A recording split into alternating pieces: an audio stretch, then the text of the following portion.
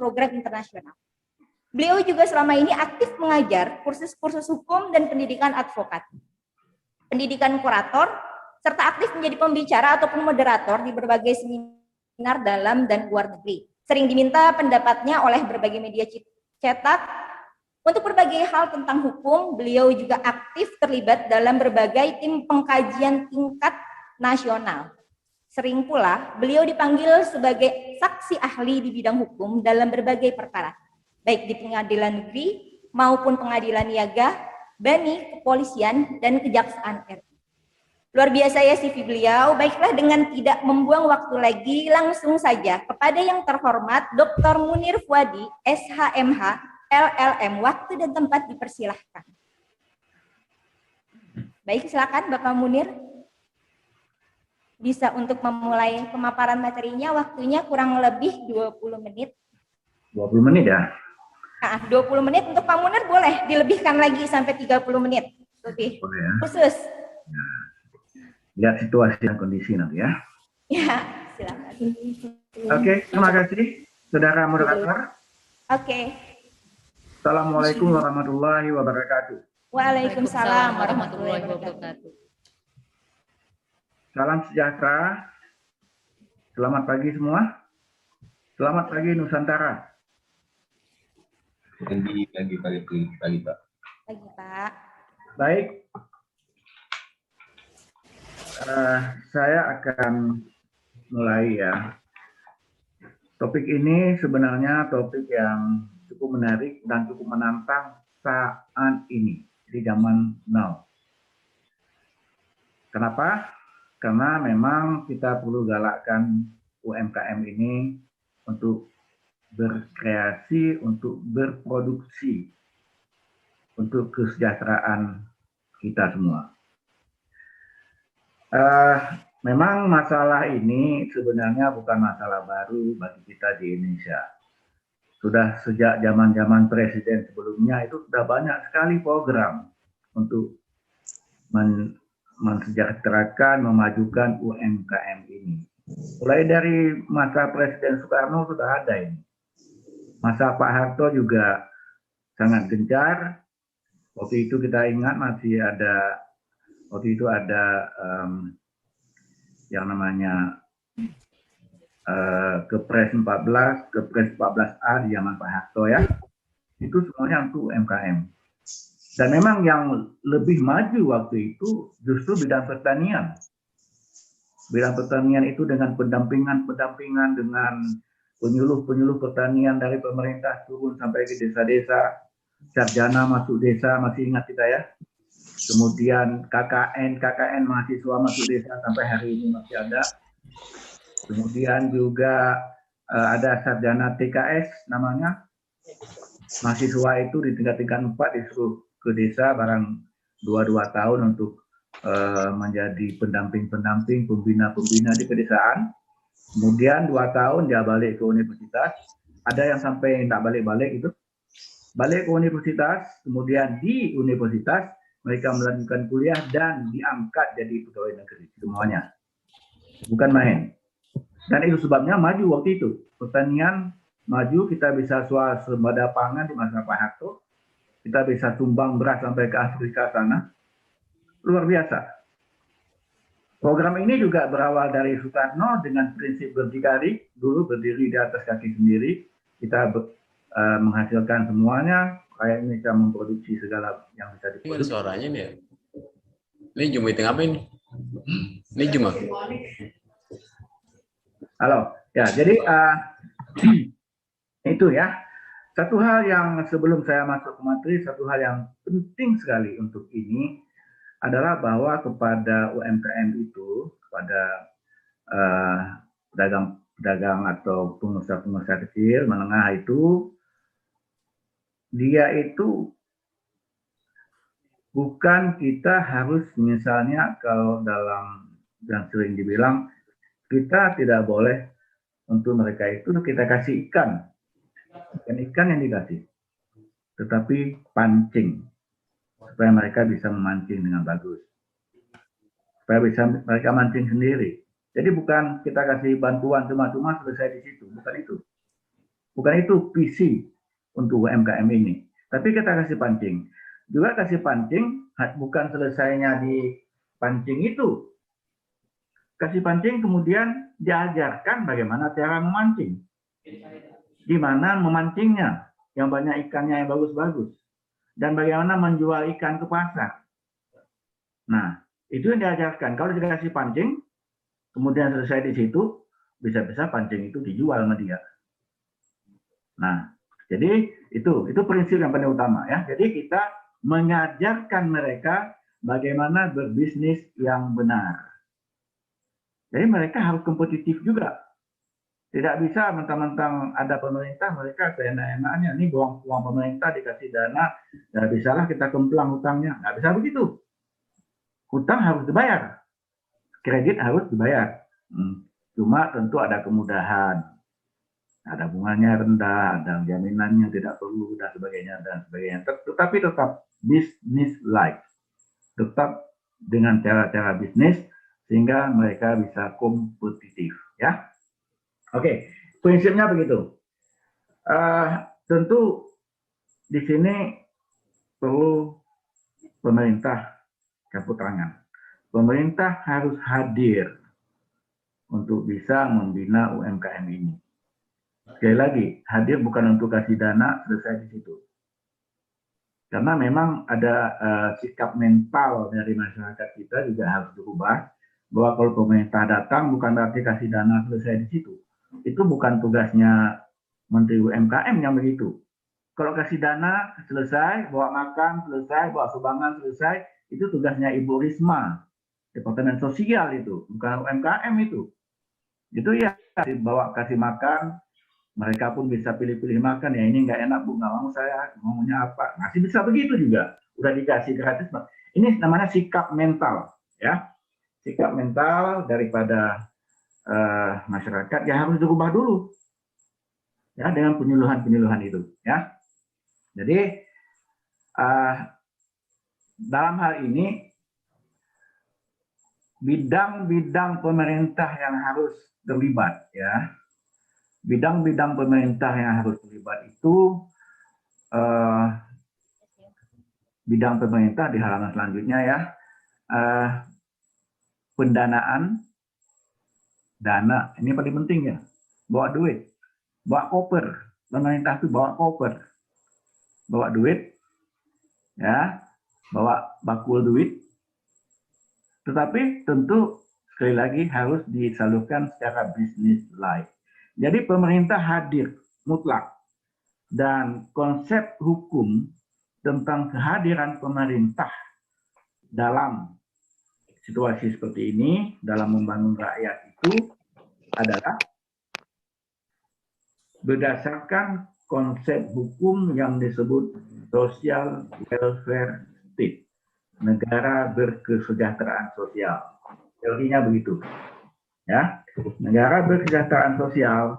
Jadi pemerintah harus hadir untuk mensejahterakan rakyatnya, ya, termasuk untuk membina UMKM ini, ya. Jadi kehadiran pemerintah mutlak. Tapi kita tidak bisa mengharapkan sepenuhnya pada pemerintah juga.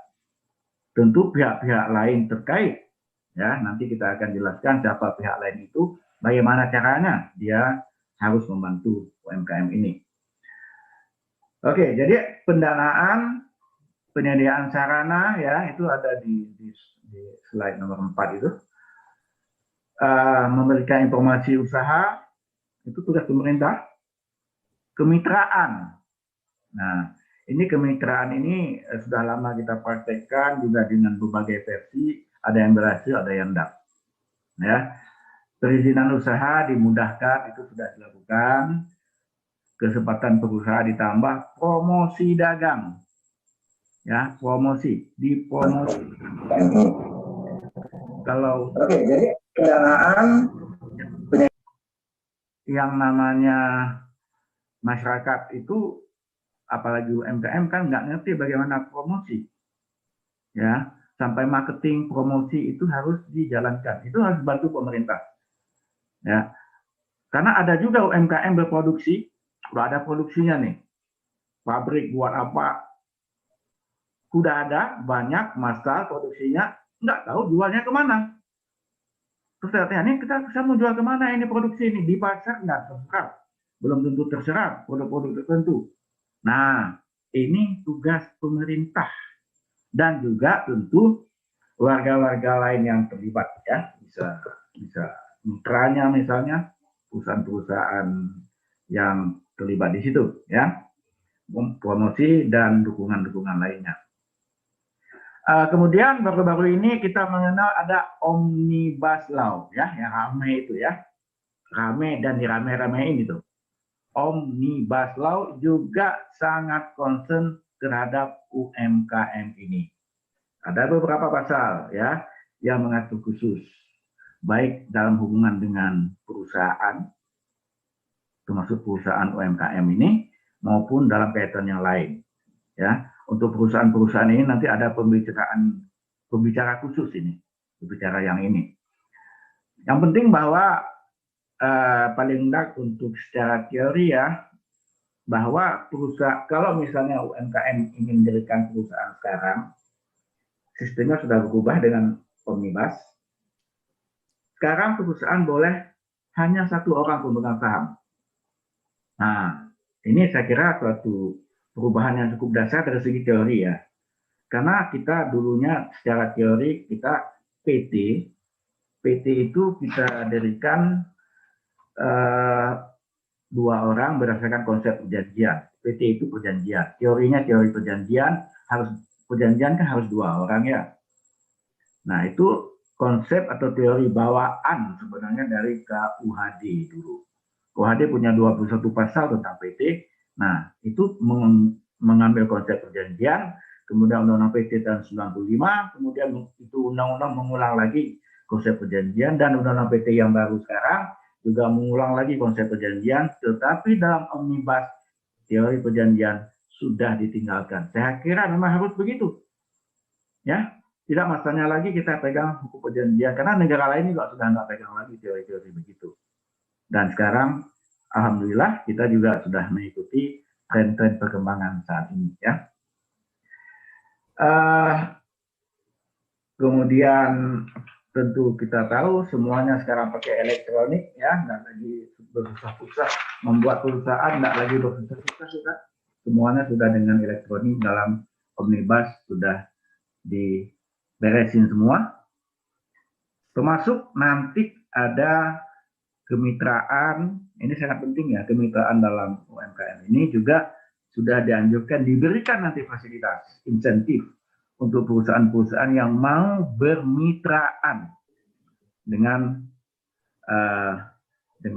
UMKM ini, ya. Juga pada pengadaan barang-barang pemerintah, tender-tender nanti itu harus ada porsi-porsi UMKM di situ. Jadi sekarang sudah sangat digiatkan. Tinggal bagaimana kita nanti laksanakan di lapangan.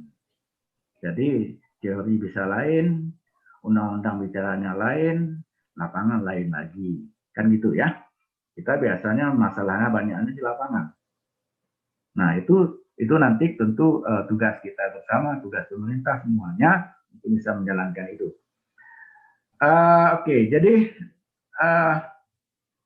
salah satu yang sangat ditekankan dalam UMKM itu adalah misalnya kesempatan berusaha. Ya, kesempatan berusaha itu harus diberikan lebih besar kepada UMKM. Jadi kalau misalnya kita contohkan Pantura, jalur Pantura itu dulu ramai karena jalannya di situ, kalau ke Jawa sekarang pakai tol. Kan mereka itu yang di jalur Pantura kan mulai Kembang Kempis. Nah, sebenarnya mereka bisa disalurkan ke tol di rest area. Jadi rest area itu mesti diperbanyak UMKM. Jangan hanya perusahaan-perusahaan besar di situ. Tapi UMKM yang sudah dibina. Ya, kalau dia juga UMKM misalnya bidang katakanlah misalnya bidang kuliner. Ya, kuliner di rest area, ya harus bisa bersaing dengan Kentucky Fried Chicken, dengan McDonald, harus bisa bersaing dengan itu. Kalau enggak, mereka pun di situ jual apa, nggak ada yang beli, itu apa. Nah, jadi mereka harus dibina sampai bisa berproduksi dengan bagus, dengan bermutu. Diarahkan sampai ke situ. Karena kebutuhan orang kan macam-macam di situ. Bisa saja orang butuh tahu goreng, cuma tahu goreng saja, kan nggak sulit tahu digoreng. Tapi supaya enak itu gimana? Nah, kalau tahu goreng biasa, siapa yang beli? Atau makanan-makanan lain, masakan Padang misalnya, ini juga orang Padang ini sangat luar biasa. Tanpa dibimbing, tanpa diarahkan, mereka UMKM sendiri, jalan sendiri itu. Sampai ke luar negeri mereka jalan. Seluruh Indonesia. Nah, ini patut ditiru ini. Tanpa bimbingan apa-apa malah. Nah, jadi bagaimana ini dikasih kesempatan yang seperti ini di misalnya dalam bidang peluang usaha ini, misalnya di rest area atau di hari-hari kita kan di pedesaan itu dikenal hari-hari pekan, hari ramai-ramai. Nah, di situ diberikan kesempatan kepada UMKM untuk menjual produk-produknya di situ. Orang hari Senin, hari Selasa, atau hari Rabu, atau hari apa, itu hari Senin di kecamatan ini, hari Selasa di kecamatan sana, bawa barang-barang yang diproduksi, produksi rumah tangga, jual di situ, dikasih kesempatan mereka jual situ, digalakkan lagi hari ramai-ramai ini. Nah, sekarang di kota-kota sudah nggak ada. Jakarta cuma punya sekali setahun, Pekan Raya Jakarta. Kota besar lain juga, Medan ada Medan Fair, tahun sekali. Nah, jadi di situ kesempatan UMKM menjual produknya, misalnya seperti Pekan Raya Jakarta ada stand Jawa Tengah, Jawa Timur dan sebagainya. Mereka bawa barang ke situ jual. Itu umumnya UMKM, ya. Nah, jadi kesempatan untuk berusaha itu dikembangkan. Jakarta sudah memang nggak ada lagi hari pekan, tinggal pasarnya ya ada pasar pekan, ada pasar Jumat, ada pasar Minggu, ada pasar Senin, ya. Pasar Selasa nggak ada ya. Pasar Rebo ada, pasar Rebo itu hari Rabu itu dulu ramai-ramainya itu. Pasar Kemis juga sebenarnya ada. Nah, tinggal pasarnya yang ada ramai. Tetapi orang nggak ramai-ramai lagi di situ. Nah, ini saya kira pasar pembukaan pasar ini ya, itu tugas kita bersama, terutama pemerintah ini, untuk bisa menggalakkan lagi yang seperti ini. Oke, salah satu yang paling penting tadi saya bilang bagaimana pemerintah membawa bakul ke UMKM, artinya bawa duit, pendanaan. Ya, sekali lagi pendanaan ini kalau dikasih kredit bukan untuk dikemplang, bukan mentang-mentang pemerintah kan banyak duit. Ya udah kredit nggak usah dibayar nggak apa-apalah, kan dia banyak duit. Namanya pemerintah juga kita yang pilih, nggak bisa begitu. Nah, mental ini harus berubah dulu. Mental dari masyarakat ini harus berubah dulu.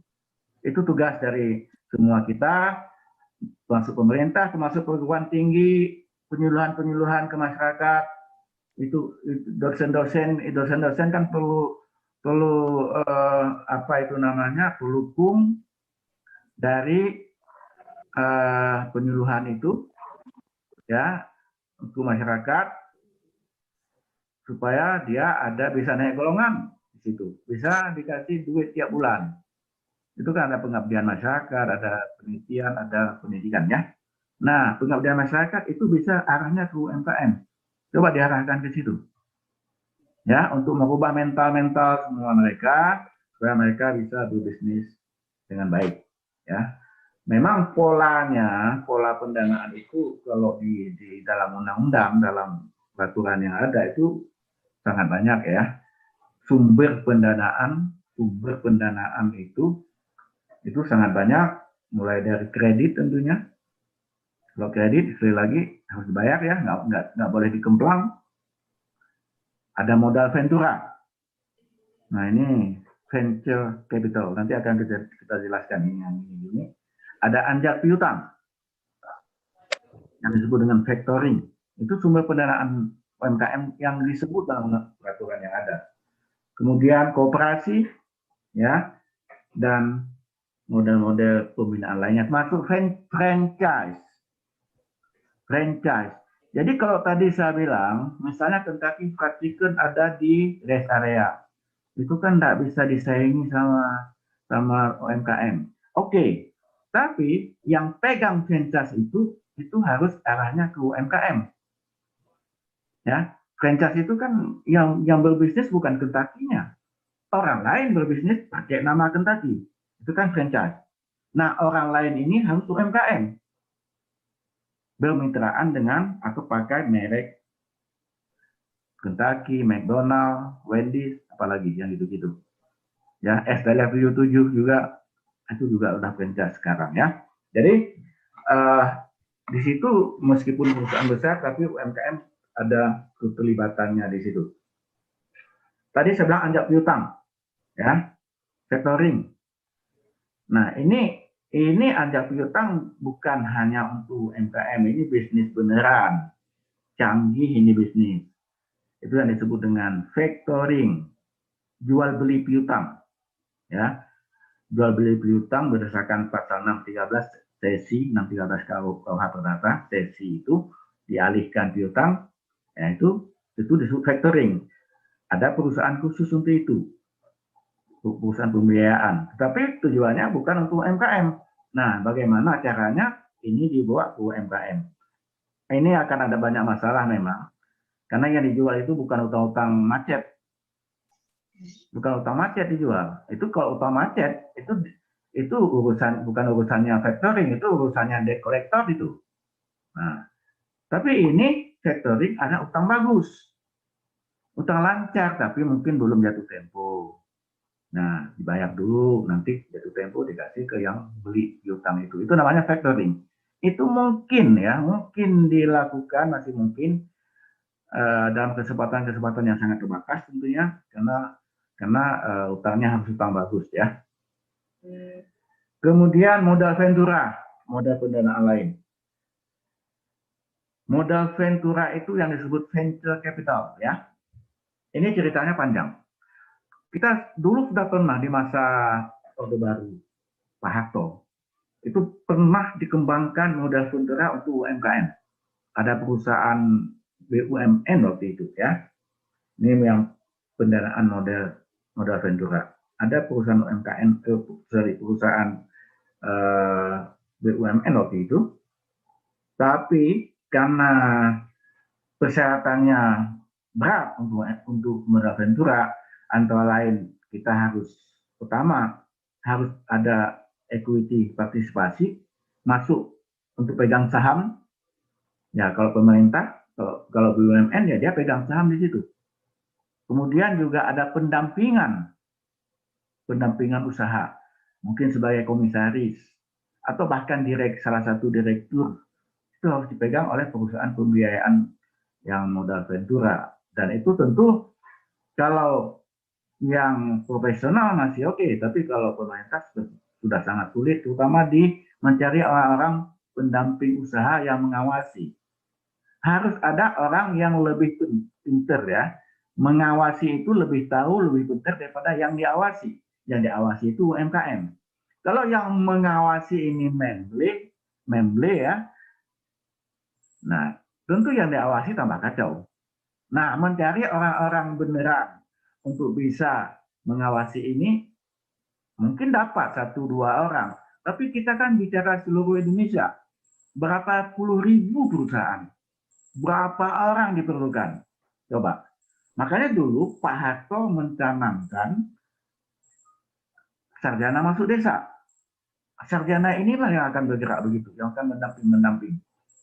Ya, sarjana masuk desa. Udah sarjana daripada nganggur di kota, nggak ada kerjaan, ya sudah kamu ke desa 2 tahun sana. Dikasih duit kamu. Daripada di kota juga nganggur, nggak ngelantung, nggak karuan di sini. Udah ke desa. Nah, saya kira ini fungsi digalakkan lagi ya. Sekarang sudah orang nggak mau pulang ke desa lagi ini. Sekolah di pertanian, IPB, mau kerja di Jakarta. Mana ada pertanian di Jakarta? Mesti pulang ke desa lah. Kalau siap masuk IPB, siap sekolah pertanian, peternakan, perikanan siap pulang ke desa. Nggak boleh enggak. Ngapain kerja Jakarta yang begitu? Akhirnya apa? Mereka kerja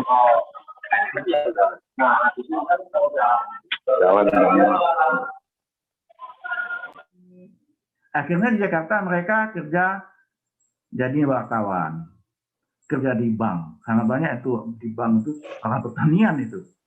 Padahal mereka harus pulang ke desa supaya kita bisa buat produk-produk pertanian desa yang bagus, ya.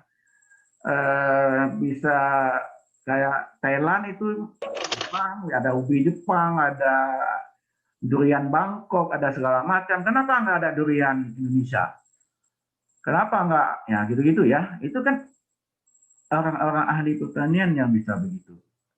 Nah, jadi ada, saya nggak bilang semua ya, ada yang pulang-pulang ke desa, tapi ada juga yang mau tinggal di kota padahal kuliahnya ilmunya pertanian. Nah sekarang nggak harus mereka, kuliah lain, hukum, ekonomi, silakan masuk ke desa. Ya, kembangkan mereka itu, tapi tentu ada semangat dan program untuk itu. Ya, jadi sarjana masuk desa, seperti dokter. Dokter kan sebelum praktek di kota mereka harus di desa dulu, di kecamatan-kecamatan, di puskesmas, di notaris. Sebelum masuk Jakarta, mereka mesti ke desa-desa dulu, di mana sana, di Serang sana, di Sukabumi sana, di mana sebelum masuk kota, ya kan? Prakteknya di situ. Nah ini saya kira contoh yang bagus. Artinya di sana kita bisa berhadapan dengan banyak UMKM dan sebagainya, ya. Itu yang disebut modal Ventura. Tadi saya bilang ada contoh modal Ventura yang khusus UMKM di zaman Pak Harto, akhirnya gulung tikar. Karena pendampingan usahanya nggak jalan. Siapa mau mendampingi sekian juta perusahaan UMKM? Butuh sekian juta orang yang mendampingi. Yang mendampingi ini penasehat dan sebagainya yang harus lebih pintar, lebih tahu daripada yang didampingi. Nah, mencari orang sulit. Ya, nah ini saya kira perlu kita pikirkan bagaimana caranya kita rame-rame masuk desa lagi lah, ya, nggak usah semua di Jakarta. Yang mau Jakarta silakan hak itu ya, tapi saya kira kita harus mikir yang begitu. Oke, kemudian pemerintah ya, saya bilang tadi pemerintah harus hadir, ya, karena kita di negara welfare state ini sesuai Pancasila, ya. Apa yang dilakukan pemerintah? Ya, dia bisa menjadi di bidang dana, misalnya dia bisa menjamin penjaminan. Karena ngambil duit itu atau melakukan proyek atau apapun, itu kan ada jaminan-jaminan. UMKM nggak punya jaminan seperti itu. Kalau bank ambil duit di bank nggak ada jaminan, nggak dikasih duit itu, bank nggak mau rugi. Sekali lagi, ini bukan departemen sosial. Memberikan bantuan kepada UMKM itu bukan departemen sosial. Ini urusan Menteri UMKM, Pak Salahuddin Uno. Bukan urusan Ibu Risma ini. Ibu Risma ya gratis-gratis semua. Ya. Nah, jadi pemerintah turun untuk memberikan jaminan, memberikan pinjaman atau dana-dana lainnya, ya. Kemudian juga hibah ada, tapi ini tidak perlu terlalu kita gembar-gembor ya. Hibah itu kan pemberian tanpa kredit, tanpa harus kewajiban mengembalikan. Itu hanya untuk perusahaan-perusahaan startup gitu ya, yang baru-baru, yang memang belum punya apa-apa, ini masih oke, ya. Atau yang berbasis teknologi tinggi ya, ada teknologinya. Nah, itu masih oke. Jadi yang teknologi startup ini itu memang perlu bantuan dana, itu bolehlah hibah. Tetapi sebenarnya untuk perusahaan teknologi tinggi pun itu nggak berarti kita harus tinggalkan UMKM. Mobil misalnya, buat mobil atau rakit mobil di sini, oke, kita rakit mobil. Itu kan teknologi tinggi, UMKM nggak mungkin bisa. Tetapi UMKM bisa diikutkan di situ. Misalnya buat jok mobil kan bisa. Tinggal jahit, ambil kulit, jahit, jadi job. Kenapa enggak? Nah, itu ikutkan UMKM di situ. Atau beda buat hal lain berdasarkan perjanjian nanti kita lihat ada kerjasama di situ dengan berbagai kemitraan atau apapun. Nah, di situ masuk UMKM meskipun teknologinya tinggi, ya, yang tidak mungkin oleh UMKM, tapi ada bagiannya yang mungkin diberikan kepada UMKM, ya. Jadi itu pemerintah juga untuk startup ya itu bisa dengan hibah, kemudian untuk koperasi dan sebagainya. Kemudian perusahaan besar ya itu juga masuk umumnya lewat kemitraan. Jadi saya bilang tadi kemitraan ini adalah ikonnya sebenarnya, ikon daripada UMKM, kemitraan. Di beberapa bidang, khususnya pertanian ini sangat berhasil. Soal kemitraan pertanian itu sangat berhasil. Tapi kemitraan itu sekali lagi bukan model Bu Risma untuk kasih gratis, enggak gitu. Itu Departemen Sosial itu baru ada duit itu kalau ada gunung meletus, kalau ada banjir, tanah longsor itu ya. Tapi ini kan bisnis, mana bisa begitu? Ya. Jadi bisnis itu saling mempercayai, saling profesional. Itu masuklah kemitraan dengan dasar hukum itu perjanjian KUH Perdata. Perjanjian kemitraan dengan berbagai model. Yang paling berhasil itu pertanian. Tadi saya bilang, saya bisa katakan kemitraan di bidang pertanian satu langkah lebih maju ketimbang di bidang UMKM. Kenyataannya begitu. Ya, kita dari masa Pak Harto kenal program PIR waktu itu, perkebunan inti rakyat. Ya, itu setelah masa Pak Harto sudah ada. Kemudian inti plasma. Nah, itu sampai sekarang sangat berhasil di pertanian. Kebun-kebun kelapa sawit itu banyak dengan inti plasma ini. Ya, kalau enggak masyarakat ribut. Kebun besar-besar masyarakat nonton dari luar kan nggak lucu itu. Cuma disuruh petik-petik buah saja, buah kelapa sawit. Wah, itu jadi masalah. Makanya dia ikut dalam perusahaan itu, ikut memiliki kebun kecil-kecil, dibina oleh perusahaan besar yang di situ, kemudian marketingnya hasilnya dijual ke perusahaan besar. Sudah ada yang nampung. Jadi mereka memiliki. Nah, ini sangat berhasil ya. Di bidang petambakan ikan, tambak ikan, bidang perkebunan sawit misalnya, itu program-program inti plasma ini sangat-sangat berhasil. Tapi di bidang UMKM memang kita masih sudah banyak ada, tapi masih perlu ditingkatkan lagi ya. Jadi intinya dasar hukumnya adalah perjanjian, itu yang inti plasma ya. Jadi kalau ini ada untungnya, di mana perusahaan besar terlibat, jadi dia bisa langsung mendidik, nggak perlu terlalu banyak campur tangan pemerintah, nggak perlu, karena ada perusahaan besar sebagai ibu semuanya, kayak bapak angkat anak angkat ini ya. Jadi kalau ini bisa, ya nggak apa-apa. Tapi kalau misalnya di bidang-bidang lain yang tidak ada kemitraan, ya perlu penyuluhan, penyuluh pertanian, penyuluh UMKM, sarjana masuk desa tadi ya. Nggak apa-apa, sarjana masuk desa nggak apa-apa. Karena kita ini budaya Indonesia itu kan, kalau kita punya anak, umumnya anak kita jadi sarjana semua. Pokoknya asal sarjana masuk sarjana. Lain kok. Saya dapat cerita dari misalnya bukan teman, saya baca dari berita-berita news ya. Itu dia kuliah ke Australia ambil doktor.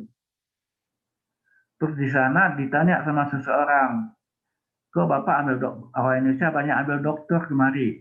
Orang Indonesia itu kan udah kuliah, sarjana, habis itu master, S2, bila perlu semua S2 anak kita, bila perlu S3 semua. Pokoknya sekolah setinggi langit.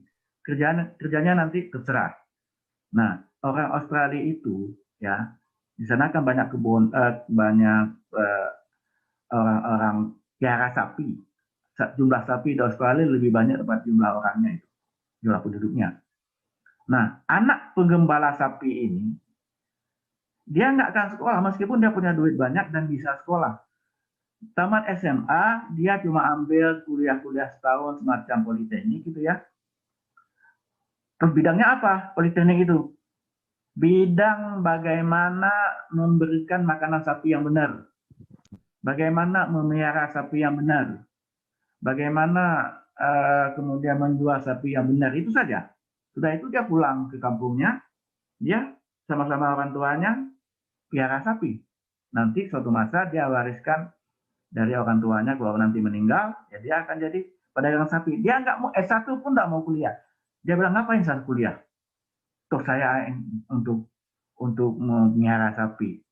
Nah, Indonesia kita kan enggak gitu. Anak kita sarjana semua. Udah sarjana mau S1, sekarang master di mana-mana. Sekarang malah doktor di mana-mana. Coba. Kerja nggak jelas itu. Tapi dokter, lain kalau perguruan tinggi ya. Perguruan tinggi memang harus begitu. Tapi di luar perguruan tinggi. Nah, ini budaya. Ini juga saya kira budaya ini juga yang menghambat UMKM ini. Makanya oke lah kita sudah telanjur begitu, tetapi pulanglah ke kampung habis sarjana. Ya, nggak perlu harus suka rame-rame di kota. Sarjana nggak apa-apa, gembala sapi kenapa rupanya? Sarjana berternak sapi, kenapa rupanya? Nggak boleh. Sarjana piara ikan, kenapa nggak boleh? Sarjana misalnya berternak ayam potong, yang tiap hari itu berapa juta disembelih di kota-kota itu ayam potong. Kan perlu orang banyak. Nah, kasih UMKM yang begini-begini, ya. Sarjana pulang, piara ayam di kampung, dah. Kita bawa ke kota nanti. Kita tanam ubi, nggak usah pakai ubi-ubi Jepang segala, ubi Jakarta, ubi Indonesia, ubi Indramayu. Nah, coba. Ya. Jadi ini yang harus kita galakkan. Ya, itu harus ada pionir-pionirnya, ya. Nah, masih banyak model yang kemitraan ini ya, tapi saya kira saya tidak bisa menjelaskan semua ya. Ada juga model waralaba tadi ya, franchise itu kita cuma sediakan tempat ya. Baik Pak Munir. Iya, kebetulan waktunya tinggal 2 menit lagi untuk pemaparannya. Iya. Oke. Saya lompat ke bagian yang paling bermasalah. Di masa pandemi ini itu banyak perusahaan morat-marit ya. Banyak perusahaan itu sakratul maut. Kayak mati juga enggak, tapi udah kayak mati gitu. Nah, itu masih bisa kita tolong ya. Caranya bagaimana? Nah, bisa negosiasi kontrak. Ini secara umum yang bisa diterapkan kepada UMKM. Pertama, negosiasi kontrak. Kalau ada utang-utang ya nego lagi lah. Ya. Restrukturisasi utang. Ya. Ya, misalnya cicilnya tambah panjang, ya. Dulu 6 bulan, sekarang 2 tahun, cicilnya bunganya dikurangin. Nah, itu disebut haircut ya. Haircut itu mengurangi bunga. Haircut itu potong rambut. Jadi bunga dipotong. Misalnya bunga dari 20% tinggal 5%. Nah, itu cara menanggulanginya haircut. Kalau bunga 20% dipotong tinggal 18%, potong sedikit, itu bukan haircut, itu bukan potong rambut, itu potong leher itu. UMKM-nya dipotong leher itu. Ya, jadi restrukturisasi utang, restrukturisasi usaha juga.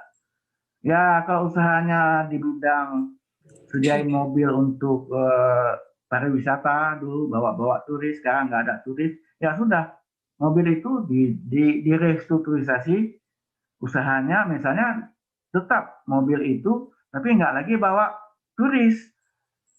Tarik sekarang trayek Jakarta Surabaya pakai mobil itu. Nah, jadi trayek dirubah, direstrukturisasi usaha namanya ya.